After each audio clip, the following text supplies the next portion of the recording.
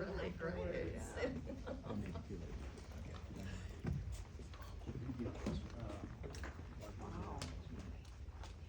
Hi everyone, I'm Congresswoman Grace Meng. Thank you all for being here. Also chair of the Congressional Asian Pacific American Caucus, or CAPAC. Thank you all for being here today. It's quite ironic that our press conference had to be postponed on Tuesday, so thank you for your flexibility. We had to postpone it because Republicans wanted to prevent the House, us, from repealing Trump's tariffs until next year, the same tariffs that are hurting our communities. President Trump promised to lower costs on day one. 9 months into his administration, and the cost of food, gas, clothing, and housing have skyrocketed. Let's be clear, these prices are not rising on their own. They're being driven up by President Trump's reckless tariffs. But don't just take it from me.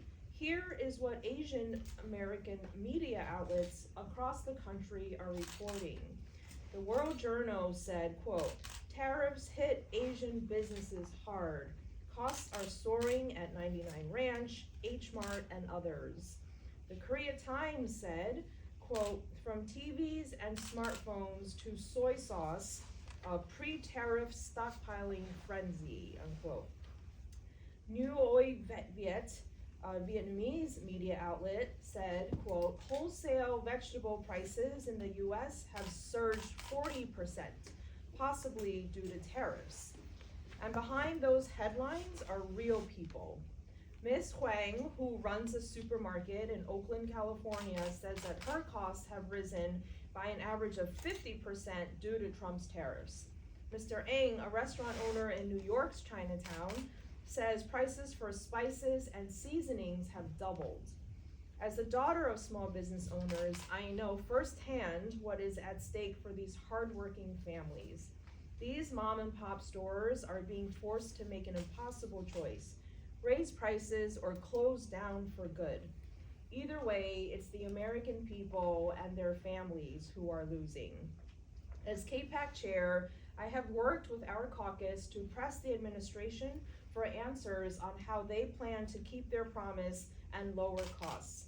Instead, the administration has doubled down on their policies, even as federal courts found these tariffs to be illegal. And through all of it, Asian American businesses and communities are treated as collateral damage. This is unacceptable. AANHPI entrepreneurs own 11% of small businesses in the US and nearly 20% of restaurants. We are a vital part of America's economy. Yet this administration has proven that they are not working on our behalf. CAPAC will continue to fight for lower costs and a more affordable America. And with that, I'd like to turn it over to our CAPAC Chair Emerita, Judy Chu.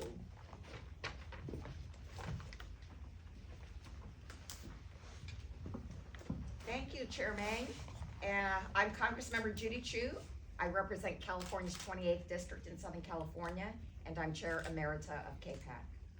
We are here today because Donald Trump's reckless tariffs are wreaking havoc on small businesses and working families across the country, and they're having an especially harmful impact on AANHPI businesses and families, including so many in my district who are suffering needless pain and uncertainty because of absurdly high tariffs on everyday goods. For example, one of my constituents runs a family business importing medicinal oils from Asia. After the president's tariff announcement, their import costs skyrocketed overnight from $500 to $13,000 for one single shipment. They may be forced to close their doors and lay off workers. Another small company in my district sells US-made industrial tools abroad, but because of Trump's tariffs, tens of thousands of dollars in orders are stuck, and customers are already turning to other countries. These are American-made products built by American workers, and yet Trump's tariffs are driving business away. And for the people in my district who are desperately trying to rebuild their homes after the devastating LA fires in January, they are being forced to use cheaper, weaker materials because tariffs have made the cost of lumber and building materials skyrocket. This is a cruel betrayal and just one of the many ways that the Trump administration has made it harder for disaster survivors to rebuild their lives.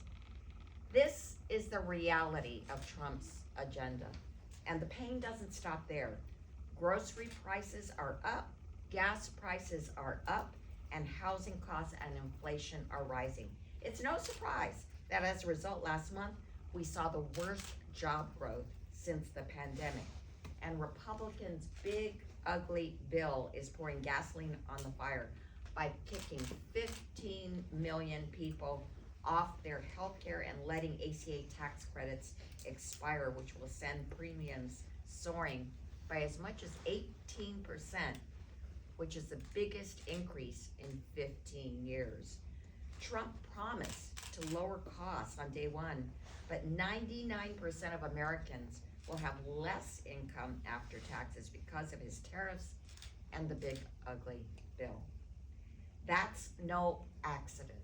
In an economy built for billionaires, Trump and Republicans have rigged the system so everything works exactly as they intended. Because the truth is, Republicans could end this any day. Democrats have a bill to end these tariffs right now. Speaker Johnson could bring it to a vote today.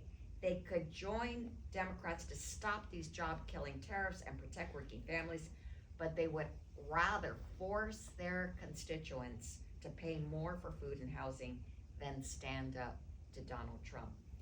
But we will not back down, and that's why we're here today. As a member of the Ways and Means Committee, which has jurisdiction over trade, I will not stop fighting to hold this administration accountable, reverse these despicable policies, and fight for an economy that works for small businesses and working families, not billionaires. Thank you, and I would now like to turn the podium over to CAPAC Second Vice Chair, Jill Takuda.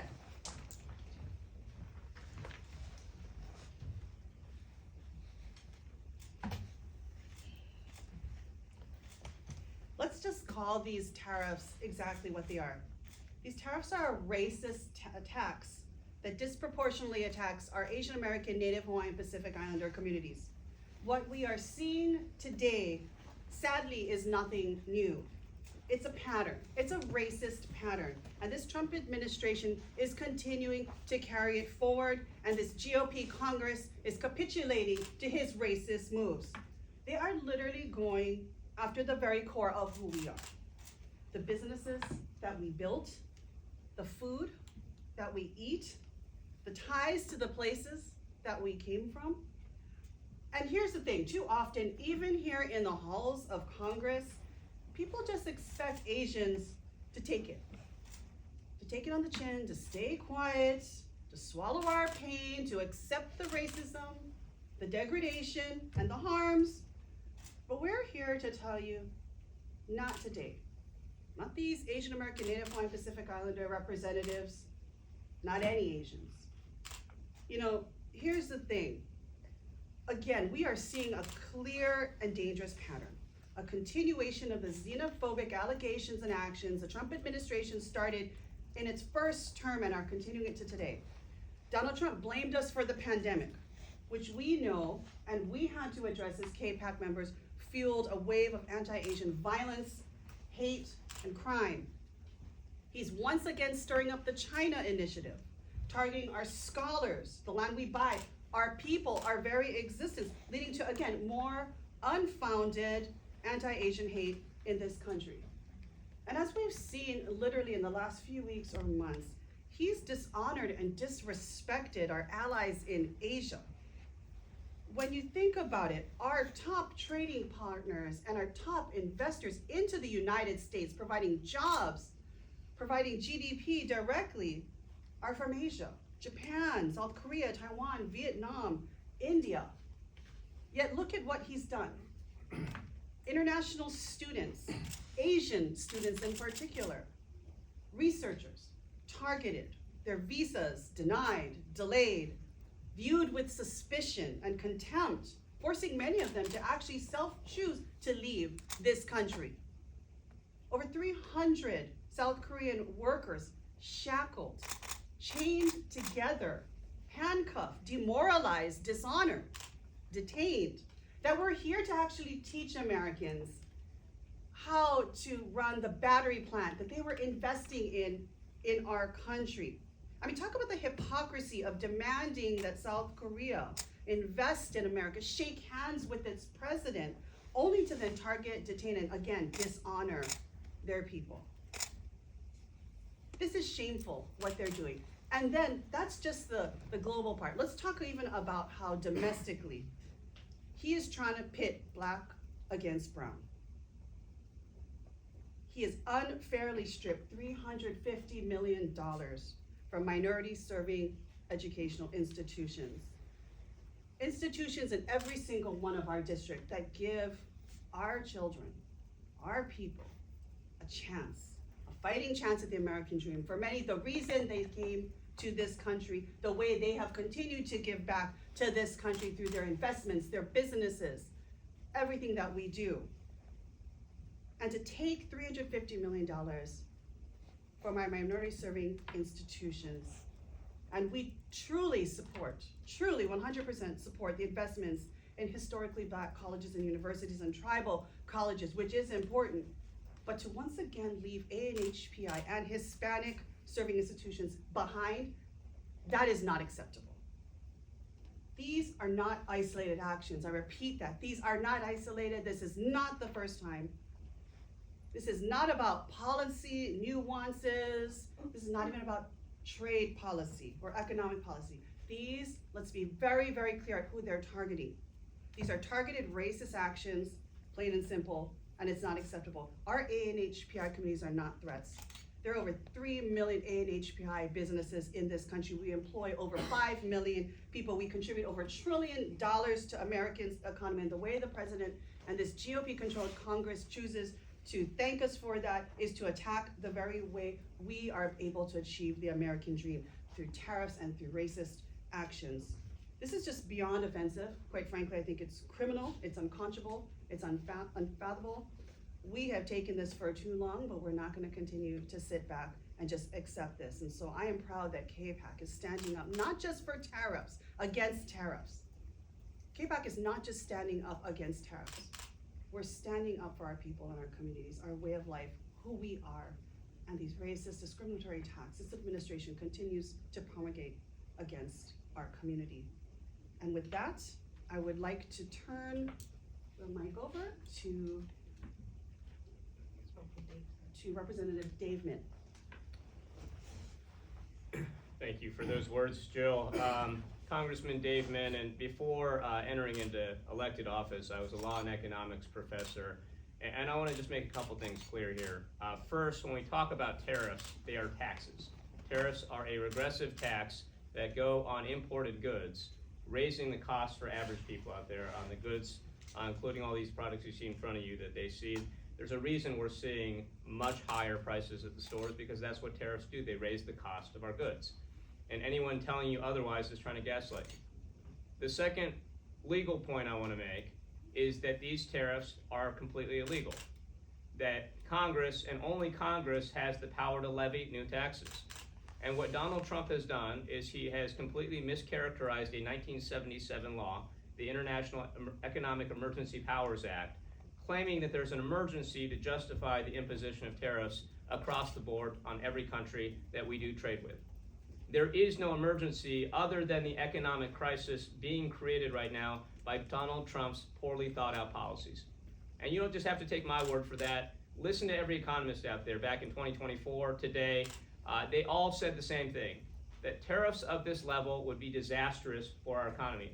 In fact, the last time we had tariffs this high was in the 1920s. And as we know, those tariffs caused or contributed greatly to the Great Depression that we experienced back then. And right now we're on track for something similar. We can see the signs, rising inflation, perhaps double digit very soon, a massive loss in jobs to the point where Donald Trump fired his director of the Bureau of Labor Statistics because he didn't like the reports they were producing. So now we don't have reliable data we can trust, but we know what tariffs are doing to our economy here in the United States. They are raising costs on everything, and that includes in my district, where I have spent the last few months trying to visit local businesses, talking to my constituents, and we've heard the same stories we hear from around the country. Consumers are facing higher prices, but it's also impacting jobs right now. The tariffs are destroying the jobs that we create in this country.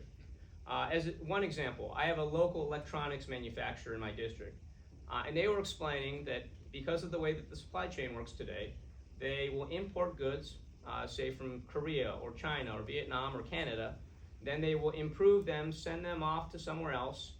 They get improved in another country, come back to the United States. This might happen 3 or 4 times with a particular product. And every time it crosses a border, another tariff is imposed, creating massive aggregate effects on their prices and their costs of goods that they're trying to sell. And what he was telling me is that he would have to lay off workers or consider moving his entire operation out of Irvine, in my district, into another area, maybe another country like Canada or Mexico, because it's cheaper just manufacturing one time in another country and not having those aggregate tariffs add up than to have it in the United States with these chaotic and poorly thought out policies. At the same time, I talked to a general contractor who told me because they take bids from subcontractors, that they were seeing their orders drop off to zero because no customers wanted to agree to pay for a project, a housing project, a commercial real estate project, something like that that might happen in 6 months or a year, not knowing what the input costs were going to be at that point. The uncertainty of the wanton ways in which Donald Trump is imposing these tariffs is creating mass uncertainty right now. And so it's not only just driving up our costs a ton, it is so devastating to jobs in this country.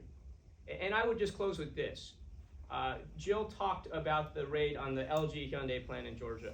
But if these guys were actually serious about trying to bring manufacturing back to the United States, which is a goal I think many of us share, we want to see more manufacturing done here in the United States, why are they raiding a plant and making a public spectacle out of handcuffing and shackling Korean workers who are there to train up and start the plant that is going to employ thousands of Americans?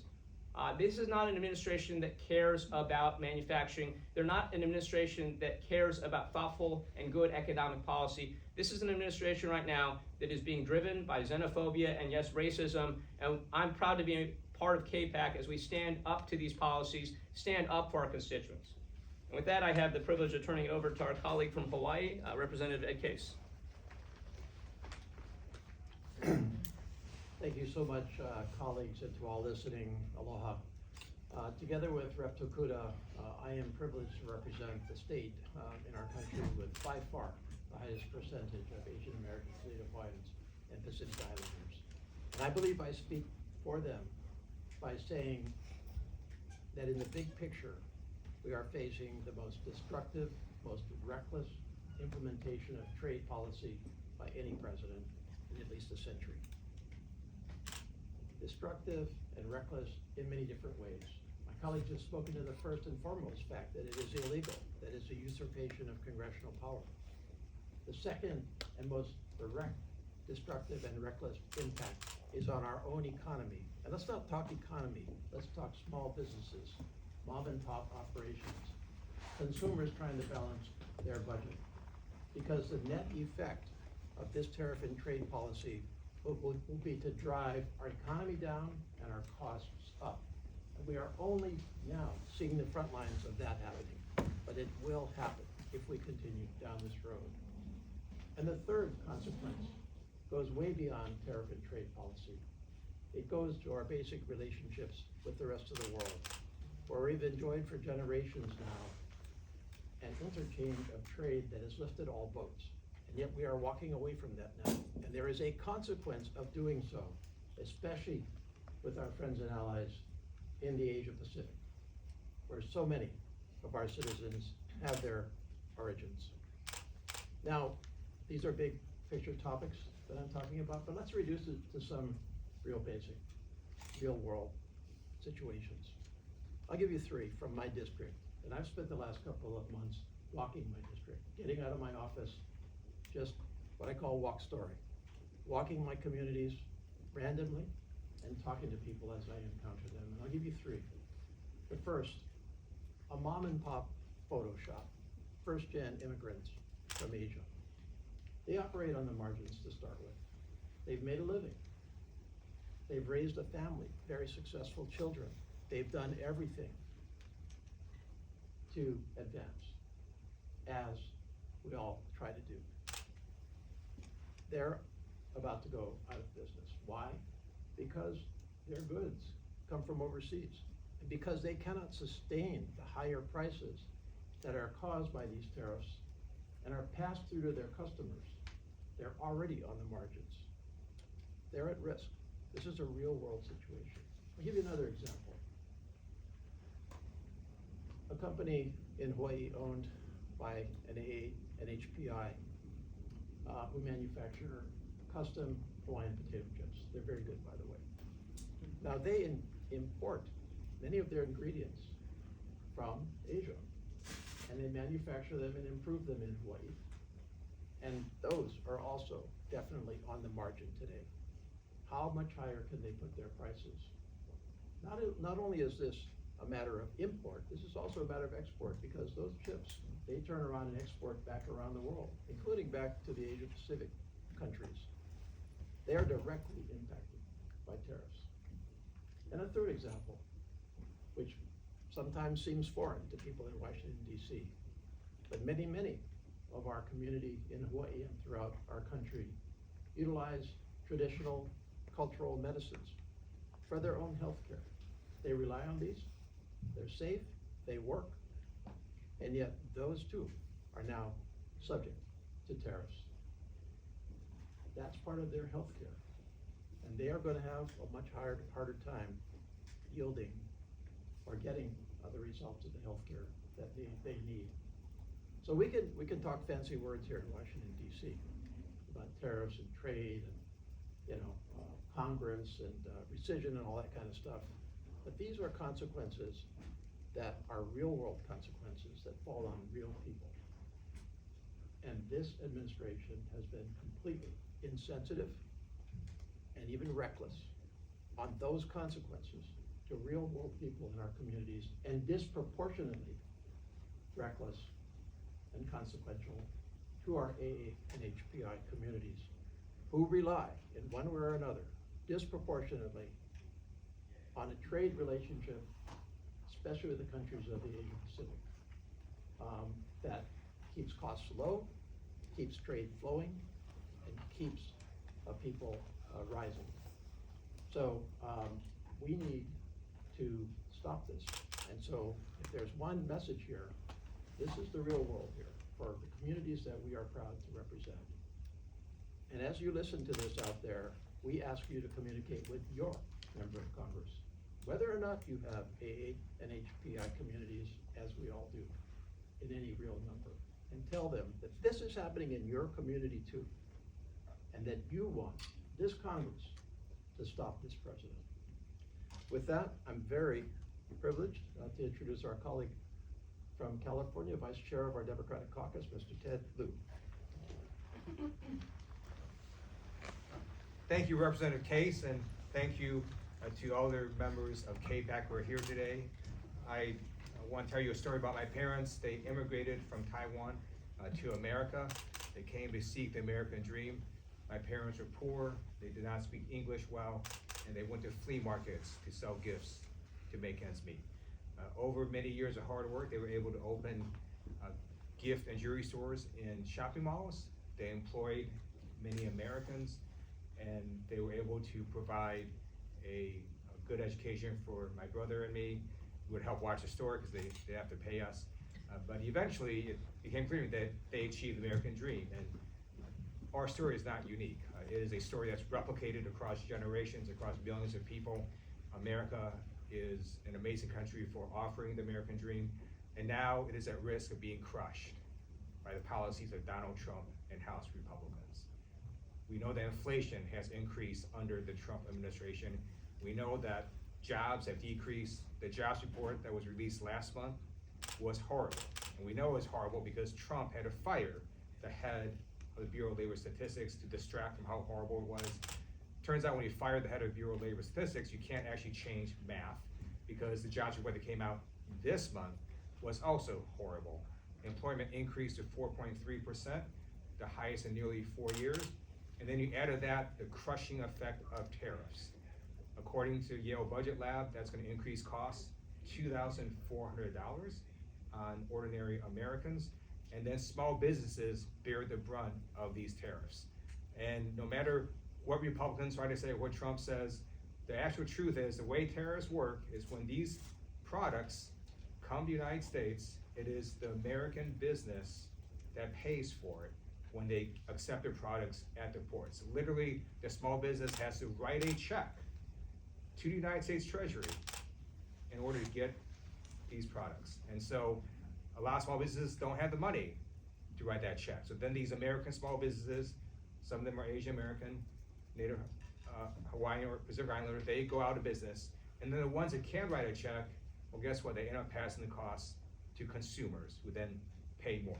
So essentially, this is a large tax increase on small businesses and also on consumers. And here at the Congressional Asian Pacific Caucus, we're asking for Trump and Republicans to stop crushing the American dream, stop crushing Americans economically, and please reverse these tariffs. Thank you so much to all our CAPAC members. That is the conclusion of our press conference. Does anyone have any questions? Thank you, Chairwoman Meng. At the same time as we're seeing the tariffs impact on prices, including in AAPI communities, we're also seeing ICE raids that are impacting many of your districts and AAPI communities. Can you talk about how, is there a tie-in? Is that, what is the ultimate impact that you're seeing in your communities of these ICE raids, and is that having, what kind of impact is that having on the economy as well? Sure, I can start a little bit, and then anyone feels free to chime in. This is a very scary time for many of our shared communities in this country.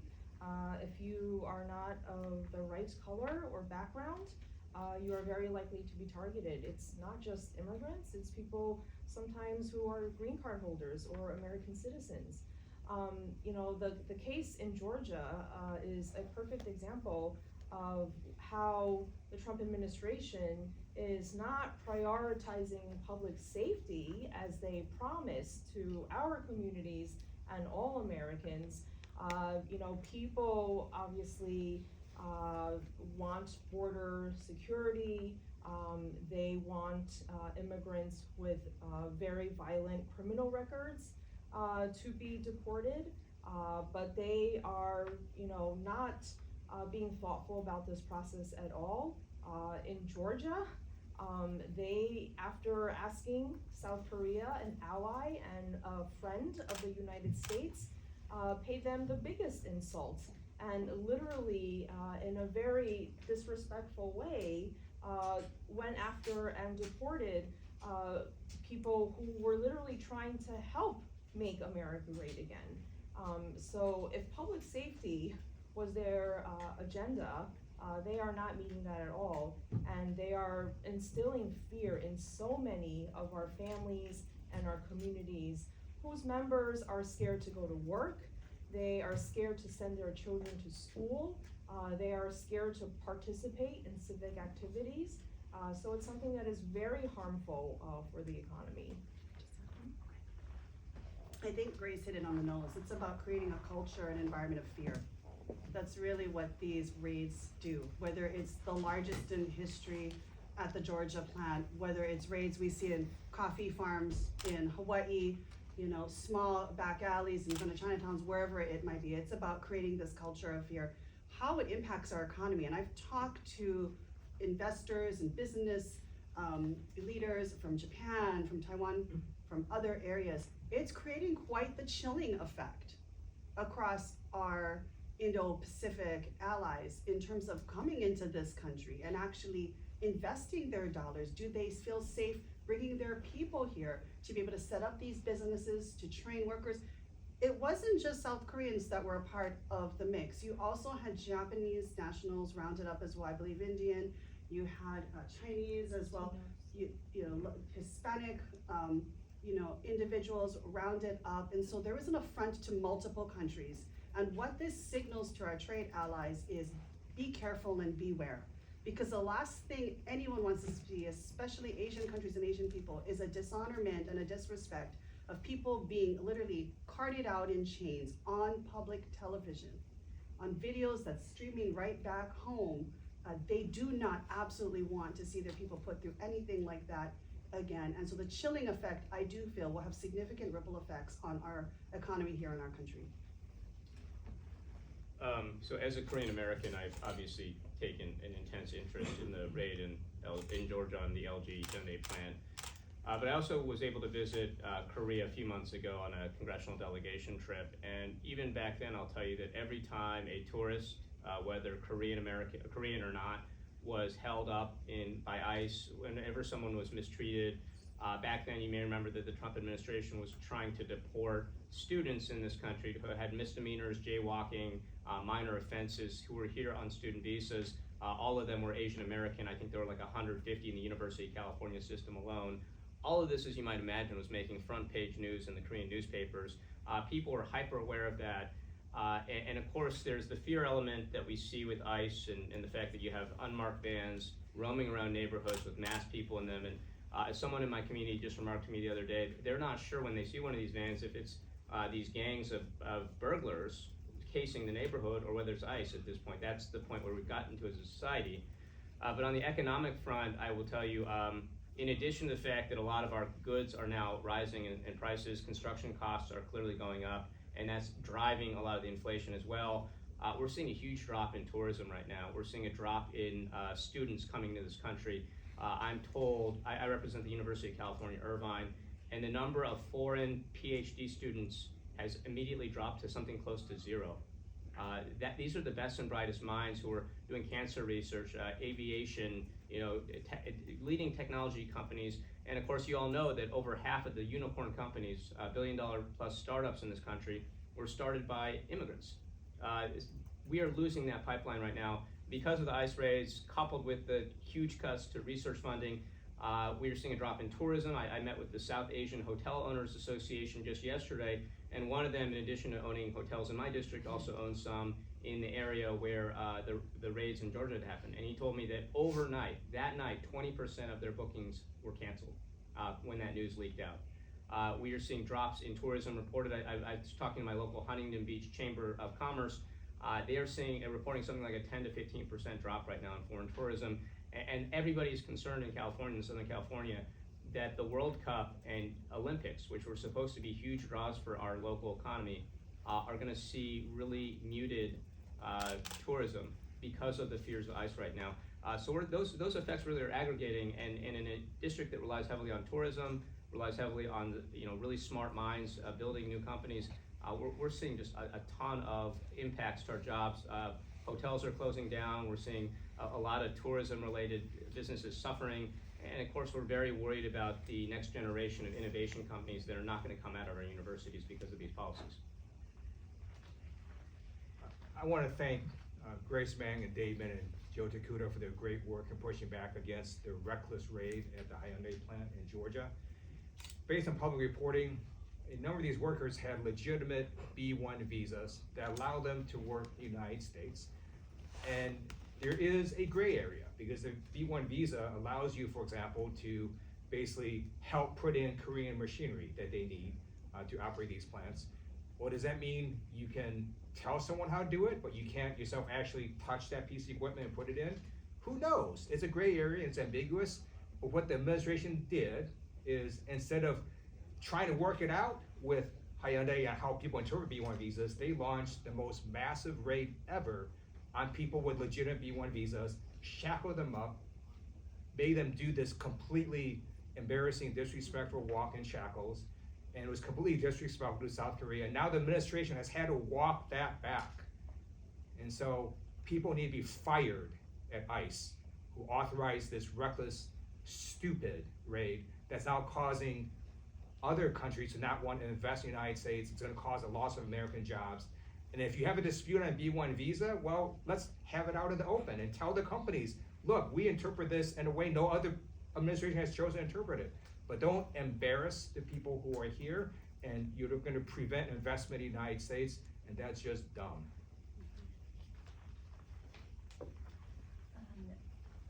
Your colleague Adam Smith says he'll likely go to China this month, and President Trump is expected to call President Xi tomorrow. And since so many Asian American businesses import from China, is there any sort of message or action that you would like to see either from Smith or Trump in terms of engaging Beijing? I don't know the specifics. I haven't talked to Ranking Member Smith yet. But look, this is a common goal of all of our Democratic caucus and CAPAC, of course, is to support and expand and boost manufacturing in the United States. What the Trump administration has done so far has not helped that. In fact, jobs in the manufacturing sector have actually decreased in this Trump administration. So as he is going over there to talk about making sure that America has the upper hand, we must make sure here in the United States that there is not a target put on the backs of Chinese Americans or Asian Americans. The rhetoric that we use coming out of those talks and afterwards is very important as well.